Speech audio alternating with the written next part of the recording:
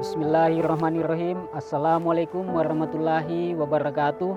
Saya Adrian Nur Alam, menjadi bagian dari pergerakan mahasiswa Islam Indonesia, memiliki nilai yang besar dan bermakna bagi perjalanan kemahasiswaan saya hingga saat ini.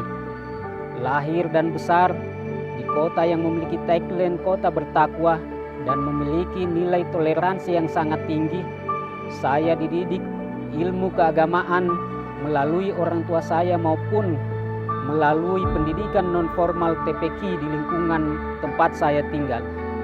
Itulah yang menjadi alasan, didikan dan bekal nilai keagamaan yang saya bawa hingga sampai saat ini. Saya mengawali pendidikan dasar saya di Sekolah Dasar Negeri 16 Baruga, Kota Kendari, kemudian melanjutkan ke jenjang menengah pertama yakni SMP Negeri 17 Kendari, hingga akhirnya mampu menembus sekolah unggulan di Kota Kendari yakni Sekolah Menengah Atas Negeri 4 Kendari. Setelah itu saya melanjutkan pendidikan formal di tingkatan yang lebih tinggi yakni di salah satu kampus terbesar di Bumi Anoa, Sulawesi Tenggara, yakni Universitas Halu Oleo Kendari.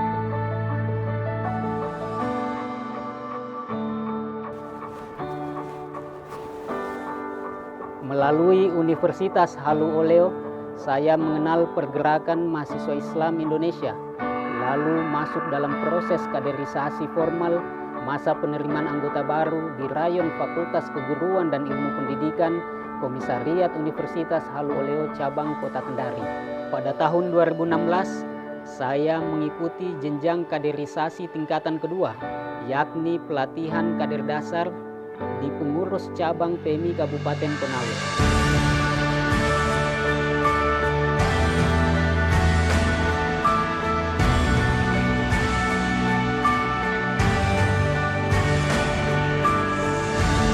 Dan dilanjutkan pada tahun 2017, saya melanjutkan proses kaderisasi di pelatihan kader lanjut yang diselenggarakan oleh PC PMI Kabupaten Konawe pada tahun 2017.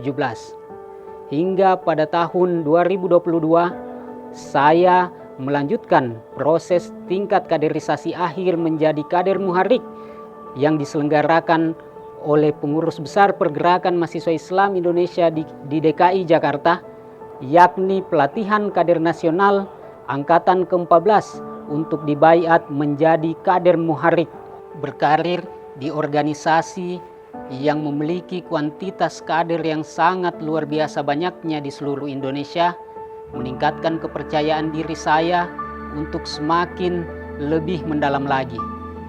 Di tahun 2017, mengawali karir saya di jajaran struktur, saya dipercayakan menjadi Ketua Pengurus Komisariat Pergerakan Mahasiswa Islam Indonesia Komisariat Universitas Halu Oleo Cabang Kota Kendari.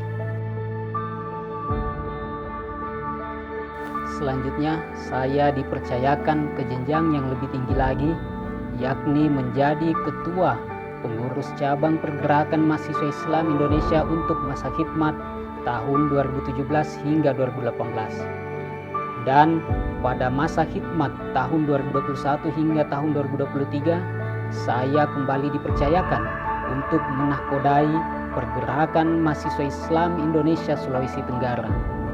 Hingga akhirnya di tahun 2024 ini, izinkan saya, Adrian Nur Alam, kembali menghibahkan diri saya untuk mencalonkan diri sebagai salah satu kandidat calon Ketua Umum Pengurus Besar Pergerakan Mahasiswa Islam Indonesia untuk masa khidmat 2024 hingga 2027.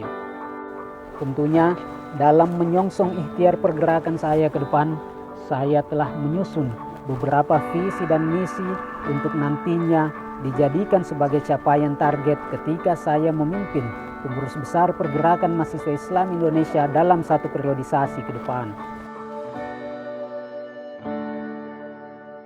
Saya membawa visi dan gagasan PMI kolaboratif, partisipatif, berkelanjutan serta berdaya saing demi terwujudnya PMI sebagai laboratorium kepemimpinan bangsa dan negara.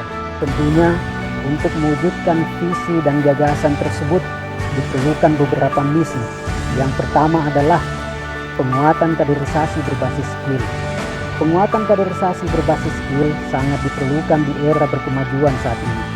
Persaingan yang semakin ketat menuntut kita sebagai bagian dari unsur kepengurusan untuk menuntaskan dan mematangkan itu secara sungguh-sungguh. Diharapkan TNI sebagai bagian dari organisasi terbesar dalam konteks kuantitas yang memiliki jumlah kader dan jumlah cabang terbesar yang tersebar di seluruh pelosok negeri, diharapkan mampu memiliki corak tersendiri dalam proses kaderisasi. Corak tersendiri tersebut sangat diperlukan untuk menjawab tantangan zaman yang ada di era kekinian saat ini. Penguatan kaderisasi berbasis skill adalah sebuah wujud program-program berkelanjutan yang dilakukan periodisasi sebelumnya. Tentunya ini merupakan bagian dari tanggung jawab seorang yang mengemban amanah dari unsur kepengurusan untuk melakukan pendidikan, pembinaan terhadap seluruh anggota dan kader seluruh Indonesia, mulai dari tingkatan rayon hingga tingkatan kepengurusan yang paling tinggi. Visi yang kedua adalah penguatan digitalisasi organisasi. Diharapkan PMII mampu menerapkan literasi digital secara menyeluruh yang tidak saja berdampak terhadap kader, namun berdampak terhadap organisasi secara umum. PMI yang memiliki jumlah cabang yang saya sebutkan tadi secara kuantitas adalah terbesar, mesti melakukan optimalisasi serta efisiensi kinerja-kinerja struktur secara efisien dan terarah. Proses digitalisasi organisasi yang ada saat ini mesti selalu dilakukan upgrade untuk kemudian memastikan hambatan-hambatan dan masalah-masalah klasik yang sering terjadi dapat diselesaikan secara efisien dan terukur. Selanjutnya, kader PMII mesti membuka diri dengan difasilitasi oleh jajaran pengurus untuk tidak saja menjadi penikmat dalam memainkan segala jenis inovasi-inovasi dan digitalisasi yang kita rasakan hingga saat sekarang ini. Namun dengan adanya literasi digital untuk berdampak kepada organisasi maupun kader, seorang kader PMI harus mampu menjadi pemain aktif dalam menciptakan inovasi-inovasi gagasan baru sehingga mampu membuat sebuah inovasi digital yang tidak saja berdampak kepada masyarakat, kader PMI, namun bangsa dan negara. Yang ketiga adalah kolaborasi dalam segala macam segmen.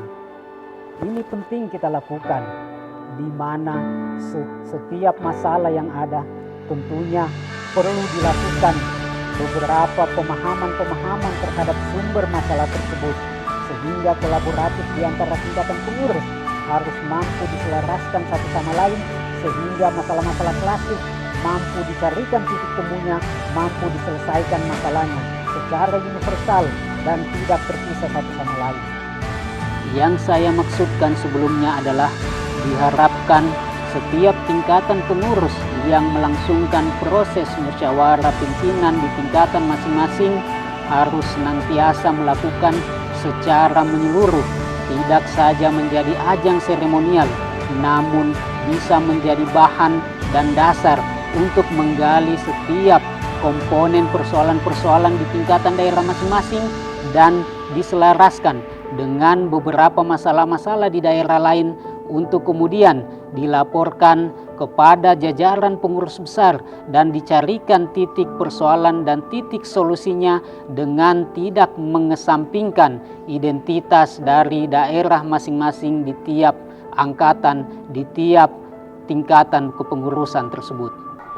Yang selanjutnya adalah proses pendampingan. Kader PMI mesti selalu partisipatif dalam menyelesaikan setiap persoalan-persoalan dan masalah yang ada di daerah masing-masing. Karenanya PMI harus selalu ada di mata masyarakat. PMI harus menunjukkan eksistensinya di ruang-ruang pengabdian yang nyata di hadapan masyarakat, bangsa, dan negara. Selanjutnya adalah pengelolaan basis data PMII. Pengelolaan basis data PMII secara digital mesti dilakukan dengan hal yang mendasar, bahwa alumni setiap level jenjang proses kaderisasi harus dipastikan memiliki kartu anggota dan kader dengan beberapa kriteria.